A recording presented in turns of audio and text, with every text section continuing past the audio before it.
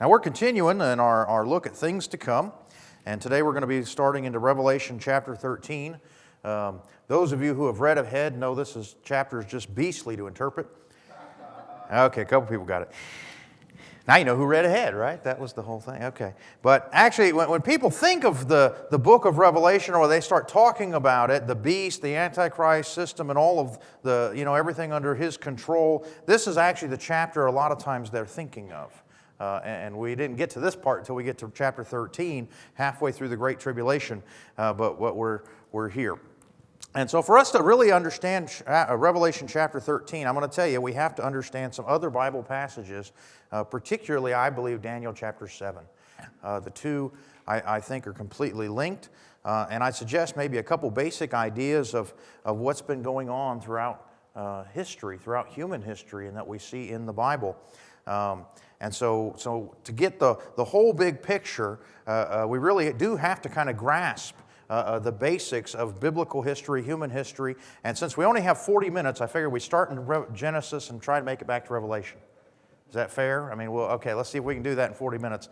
Right about 30, 40 minutes. What time do we got here? Okay, we got 35, 40 minutes. If it takes 45, you'll forgive me, right? Okay. But understand this. God made mankind, to live in harmony with himself. He created us. Right? He created this world. He created Adam and Eve, and he put them there in the garden, and God walked with them as their friends. And we were meant to be God's friends, and our purpose was to reflect God's image to the creation around us. Now, you can read about that in the first couple chapters there of Genesis. The problem is that Satan came and he tempted man to sin. And we, our ancestors, listened to Satan rather than to God. It came down to a choice. Am I going to believe what God told me? Or am I going to listen to the lies of the devil? Am I going to listen to my own desires? And they chose wrong. Now, the good news in all that is that God had a plan to redeem us through Jesus. I'm going to tell you right there in the beginning, it just amazes me that as a part of the curse that God puts down when he says you guys did wrong, he includes the seed of the woman coming to bruise the head of the serpent. It's the first messianic prophecy.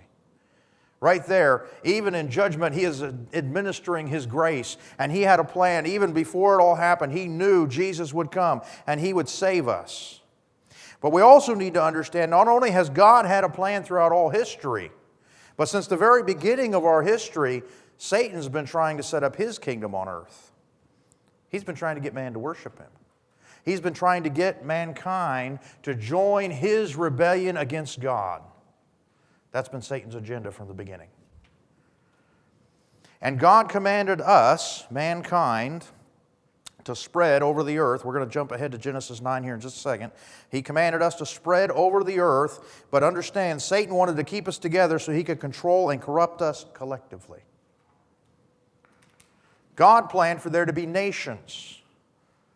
Nations that would balance each other out and keep each other in check. Understand this. This is part of God's plan. When one nation gets too sinful and too corrupt and too evil, God will use the other nations to stop it. My favorite reference to that would be World War II. You want to talk a nation that got evil and out of control? You look at Germany. What did God do? He caved a roof in on them. And of course, we could look at all of the parallels to the Antichrist system and that kind of stuff, but we don't have time for that. We only got 40 minutes, guys. We got to, But yeah, 39. We're down to 39, so let's go. But see, Satan is constantly trying to set up his kingdom on earth, and he wants to collect everyone together under one leadership, under one government, under one system, so that it can be corrupted and continually grow more and more evil without consequence. And God has broken the world into nations that begin and end. There's no nation that's eternal. They begin and end. It's part of God's plan. And Satan's trying to unite the world under his powers of control. So let's go to Genesis chapter 9, verse 1. We're just going to bounce a couple verses in Genesis here and see if we can get this picture. In Genesis chapter 9, verse 1, God has destroyed the earth with a flood. Noah and his family and all the animals went through the ark. You're familiar with the story. It's a great, powerful passage. You can read about all that in those first 8 chapters. And then here it says, God blessed Noah and his sons and said to them, be fruitful and multiply and fill the earth. He told them, you guys are supposed to go have more kids, and you're going to fill the earth.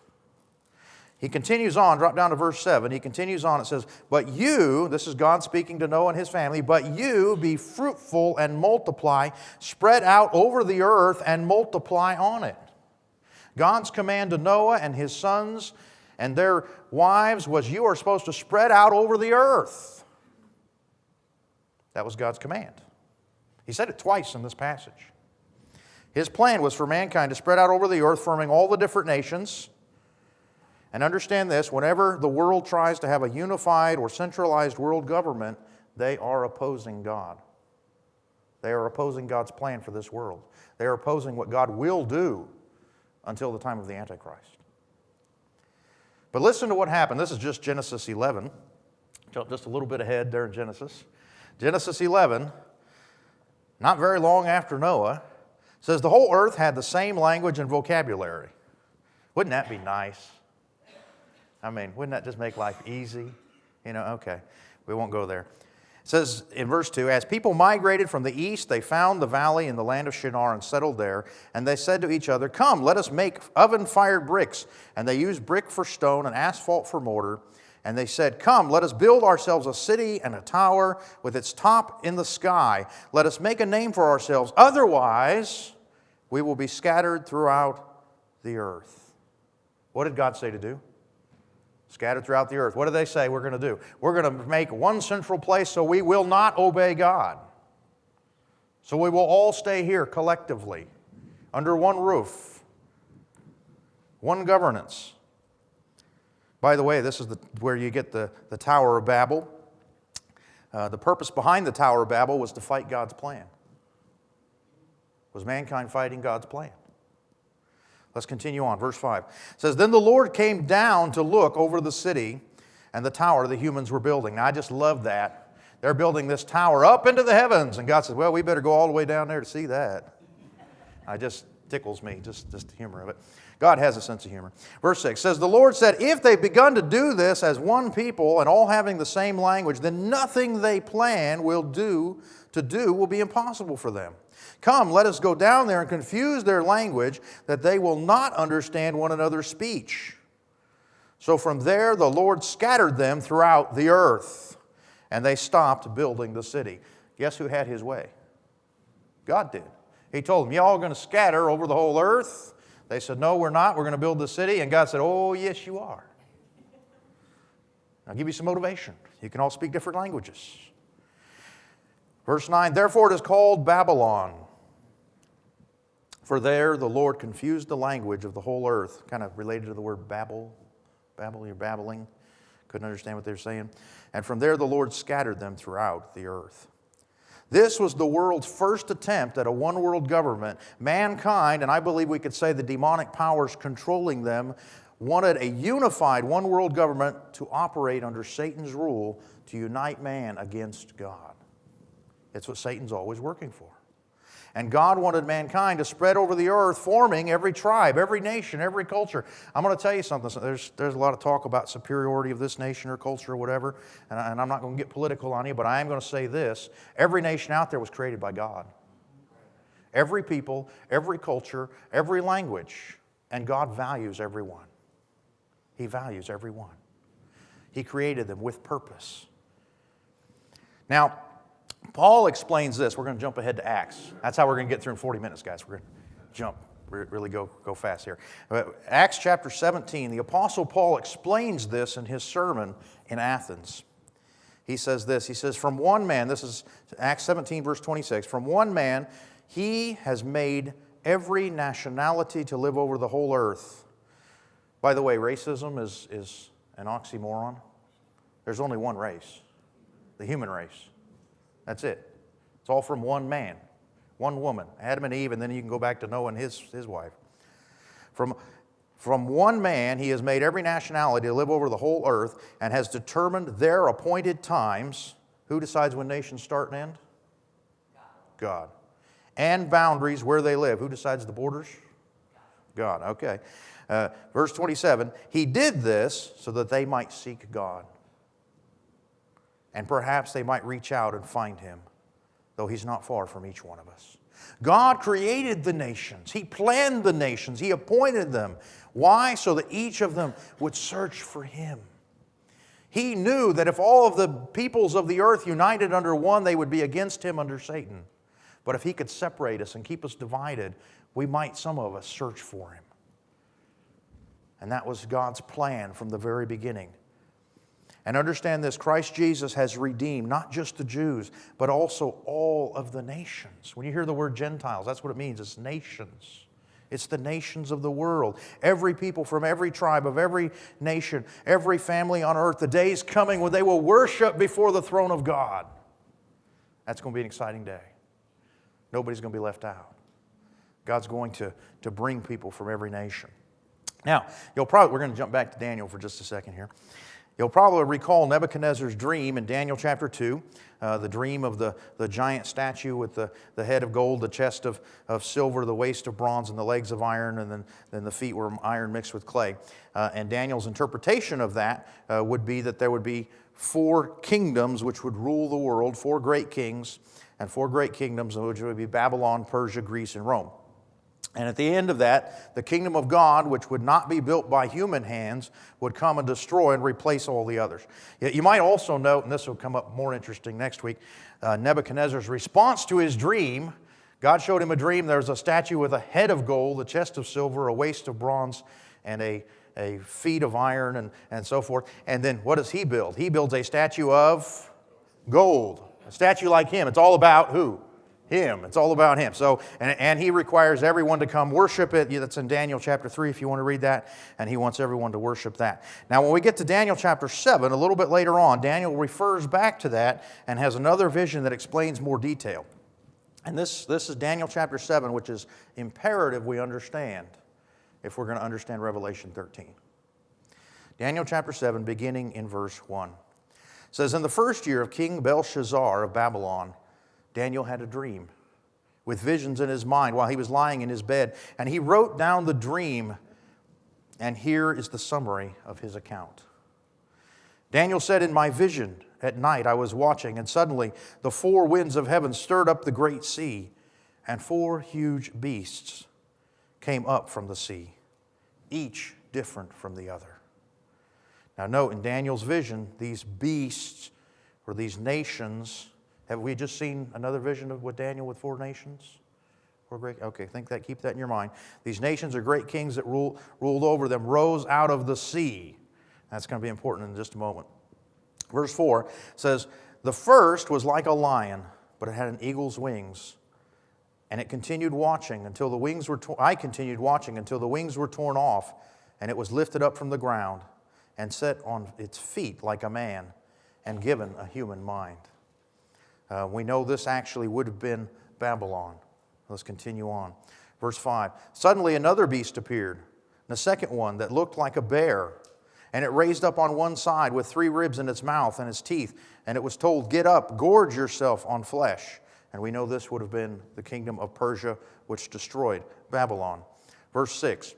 After this, while I was watching, suddenly another beast appeared. And it was like a leopard with 4 wings of a bird on its back, and it had 4 heads, and it was given dominion. And we know this would be Greece, which conquered Persia. Anybody seen, I'm trying to think even the name of the movie because I haven't seen it, but 300 or there's a few movies out there that kind of cover this. It's been a popular theme, but Persia attacked Greece, and then Greece came up and whipped them. Okay, that's the short version. Okay. Under Alexander the Great, and then divided into 4 kingdoms and so forth. Verse 7, Daniel chapter 7, verse 7. After this, while I was watching in the night vision, suddenly a 4th beast appeared, frightening and dreadful and incredibly strong, with large iron teeth. And it devoured and crushed, and it trampled with its teeth whatever was left. So it consumed these other beasts, what was left of them. And it was different from all the beasts before it, and it had 10 horns. And I was considering the horns, and suddenly another horn, a little one, came up among them. And the 3 of the first horns were uprooted before it. And suddenly this horn, there was like eyes, like the eyes of a human in its mouth, and was speaking arrogantly. And as I kept watching, thrones were set in place, and the Ancient of Days took his seat. His clothing was white like snow, and the hair of his head was like the whitest of wool. And his throne was flaming fire, and its wheels were blazing fire. A river of fire was flowing, coming out of his presence. Thousands upon thousands served him, and 10,000 times 10,000 stood before him. And the court was convened, and the books were open. Any of that sound familiar from Revelation? Okay, we're in Daniel right here. Verse 11, I watched then, and the sound of the arrogant words the horn was speaking. And as I continued watching, the beast was killed and its body destroyed and given over to the burning fire. As the rest of the beasts, their dominion was removed, but an extension of life was granted to them for a certain period of time. And I continued watching the night vision. And suddenly, one like the Son of Man was coming with the clouds of heaven. He approached the Ancient of Days, and it was escorted before him. And he was given dominion and glory and a kingdom, so that those of every people, nation, and language should serve him. His dominion and his everlasting dominion will not pass away, and his kingdom is one that will not be destroyed. Daniel retells the story of the kingdoms from a more heavenly perspective. And the last kingdom comes and is of these four beasts comes and it's done away with and it's destroyed by what is clearly the second coming of Christ. And as we've been going through Revelation, we've seen the Son of Man coming. We've seen Him enthroned. We've seen Him opening the books. And understand the kingdom of Christ, the kingdom of God, replaces these governmental systems that have existed on the earth. Now, I find it interesting it's specifically tied to the Son of Man receiving His kingdom and the books of God being opened. Have we seen that happening in Revelation so far? That's exactly what we've seen. It started with the Lamb taking the scroll and opening the book. It continued with Him claiming His kingdom and being enthroned. Now, one of the great things about Daniel, and I do encourage, if you want to understand biblical prophecy, Daniel's a great book, but Daniel usually gives explanations to his visions. A lot of the others, they just give you the vision and you're kind of left on your own. Daniel's kind of our key to interpret. And so let's go ahead and go back to Daniel 7, verse 15, and he's going to explain. We're going to get an explanation of what he's just described. And that's very important for us as we go into Revelation 13. As for me, Daniel, my spirit was deeply distressed within me, and the visions in my mind terrified me. Well, I guess you'd have a nightmare like that. You'd probably be a little, uppity, get some warm milk and try and go back to bed. But verse 16, I approached the one of those who was standing by and asked him to clarify all this. So he let me know the interpretation of these things. This is the interpretation given to Daniel. These huge beasts, 4 in number, are 4 kings who will rise from the earth. But the holy ones of the Most High will receive a kingdom and possess it forever. Yes, forever and ever. Yes, there's going to be these 4 kingdoms. He's already seen that with the first dream with Nebuchadnezzar. There's going to be these 4 kingdoms. These beasts represent these 4 great kings. But understand, the holy ones with the Most High, they're going to receive the kingdom that's going to last forever, that's going to replace all this other. All of those are temporary.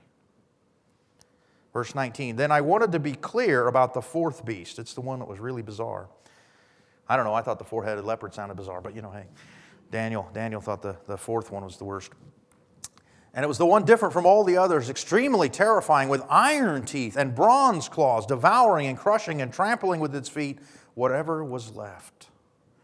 And I also wanted to know about the 10 horns on its head, and about the other horn that came up, before which 3 fell, and the horn had eyes and a mouth that spoke arrogantly, and that looked bigger than the others. Had a big mouth. That's what he's saying, right? Okay. As I was watching, the horn waged war against the holy ones and was prevailing over them. Whatever this horn represents, whoever this horn represents, it wages war against God's people and prevails, it wins.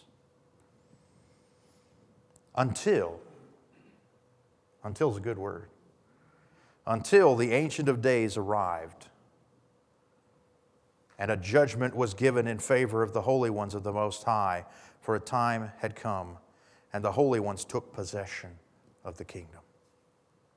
Verse 23, this is what he said, the fourth beast will be a fourth kingdom on the earth, different from the other kingdoms. It will devour the whole earth, trample it down and crush it. The 10 horns are 10 kings who will rise from this kingdom. Right? So we understand the beast is a kingdom here in Daniel 7. The 10 horns are 10 kings. I mean, it says it in plain English, although it would have been plain, Aramaic at this point. But yeah, it's all Swahili to me, but Okay. After another king, different from the previous ones, will rise up after them and subdue 3 kings, the little horn. Different than the 10 kings, one king is going to rise up after them. Verse 25, and he will speak words against the Most High and oppress the holy ones of the Most High, and he will intend to change religious festivals and laws, and the holy ones will be handed over to him for a time, times, and a half time. And we've seen that formula come up over and over. What is times, time, and a half time? 3.5 years. 3.5 years. We keep running into that number as we go. Understand, a king will come and he will blaspheme God and he will oppress God's people. And it says here in Daniel, he will be allowed to rule for 3.5 years. That's the time he gets. Verse 26, but the court will convene. God's not going to let this go. And his dominion will be taken away to be completely destroyed forever. And the kingdom, the dominion, and the greatness of the kingdoms under all heaven will be given to the people and the holy ones of the Most High. His kingdom will be an everlasting kingdom, and all the rulers will serve and obey him. Now, with that in mind, let's jump to Revelation. Let's head to Revelation, and we're actually going to pick up in chapter 12, verse 18. I know we looked at chapter 12 last week, but it ends with this phrase, the dragon stood on the sand of the sea. And you can catch the video on YouTube if you haven't seen it, or you weren't here last week. But we remember last week was about the dragon, which was the devil and his opposition to Christ and the coming of the Messiah. And this vision really is part of the same. It continues. And so we have all of that vision in chapter 12, and it ends with the dragon standing on the sea. And this is the beginning of chapter 13. Verse 1. And I saw a beast coming up out of the sea, and it had 10 horns and 7 heads. And on its horns were 10 crowns, and on its heads were blasphemous names. Now, just a moment. We just read in Daniel, where did all those beasts come from in Daniel? Out of the sea. Here we are in Revelation chapter 13. John says, I see the dragon standing on the sea, and out of the sea comes a beast. Do you see the connection? I would actually argue it's a continuation of the same concept, the same vision. How many horns did that final beast in Daniel have? 10. How many horns does the beast here in Revelation have?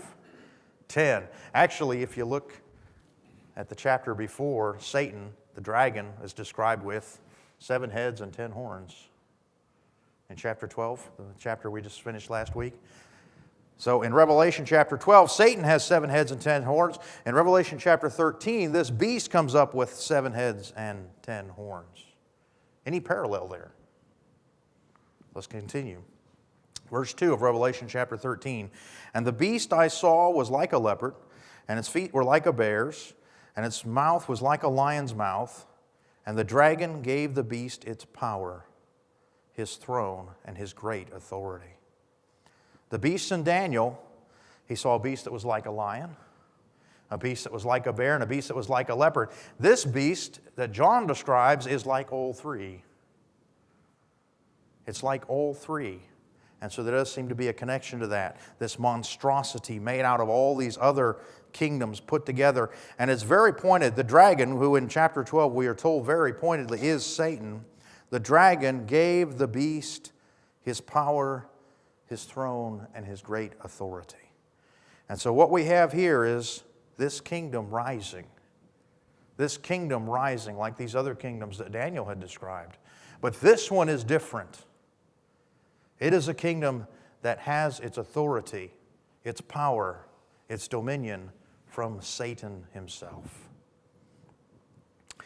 Verse 3, Daniel chapter 13. One of its heads appeared to be fatally wounded, and its fatal wound was healed, and the whole earth was amazed and followed the beast. Now there's a couple interpretations here.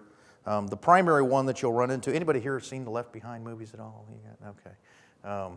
One of the primary things you'll run into is the idea that the Antichrist, who will be fatally wounded or appear to be resurrected and healed from this great fatal wound. And that is a possible interpretation. I mean, that is very well could be what it is telling us, that this has happened.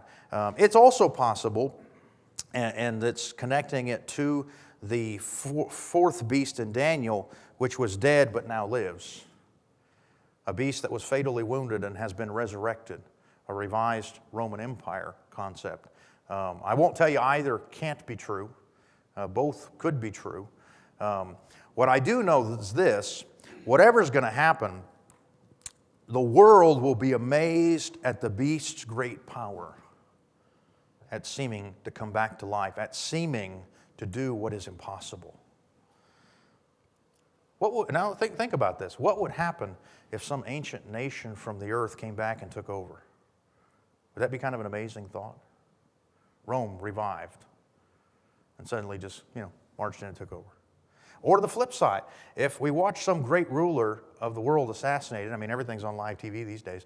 If you watched it, if JFK had been assassinated and then came back to life, would that be a little amazing?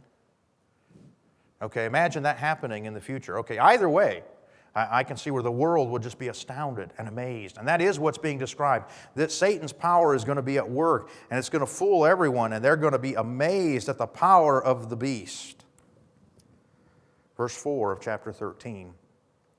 They worshiped the dragon because he gave authority to the beast. And they worshiped the beast, saying, "Who is like the beast, and who is able to wage war against it?" I'm going to tell you, Satan's going to finally get what he's been working hard for since the beginning. He's going to get a kingdom where he's worshiped. It's going to be a short kingdom. He only gets 3.5 years. But he is going to get his kingdom where he's worshiped. A thought that has influenced me, I don't know if any of you are fans of particularly C.S. Lewis. I love C.S. Lewis stuff. But a thought that has influenced me, Satan is not omniscient. He doesn't know everything. The only being in the universe that knows everything is God. I mean, he's the only one. And Satan is not. And so I think that's why Satan is always at work trying to set up his kingdom. He doesn't know when God's going to finally say, okay, it's time, any better than we do.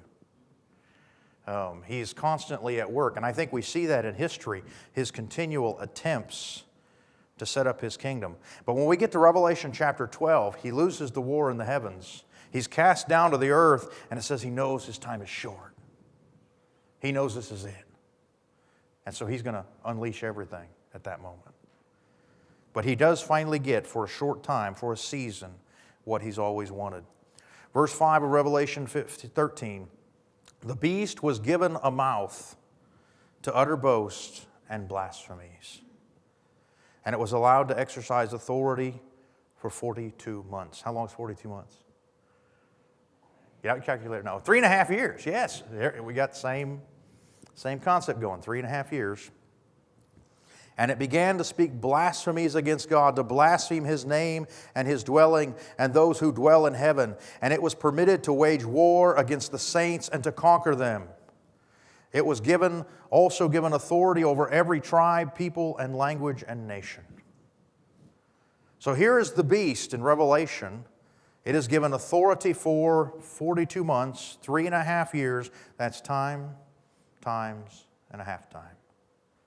Here is the beast in Revelation. He's a king who rises up, and he has this mouth to blaspheme God and to wage war against the saints.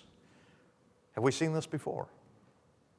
It matches the small horn in Daniel, the little horn in Daniel. And his beast is given this power for that limited time, and it matches Daniel's vision. I would submit to you that they are both one and the same, that we are seeing a parallel of visions. and that this is the Antichrist, probably after he's been possessed by the devil himself, ruling and taking rule. Now, there are those who have tried to take Daniel's prophecy and say it was already fulfilled through Antiochus Epiphanes. I know that, that's just on the tip of your tongue, right? His name. He was a Greek ruler. And indeed, he was a type of the Antichrist. He's the one that the Judeans overthrew and fought against him in the Maccabees. And kind of the whole story of Hanukkah goes with that. But Jesus recognized this event not as a past event that happened before his life, but as a future event that would happen. Listen to what Jesus himself said regarding that abomination of desolation, that horn that would blaspheme and persecute God's people. This is Matthew 24, beginning in verse 15. So when you see the abomination of desolation spoken of by the prophet Daniel standing in the holy place, is he talking future tense or past tense? Future.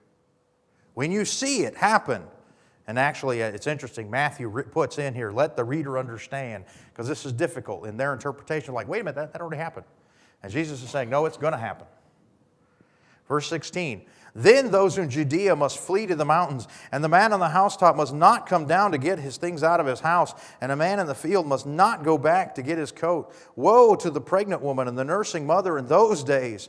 Pray that your escape may not be in winter or on a Sabbath, for at that time there will be great distress, the kind that hasn't taken place from the beginning of the world until now and never will again.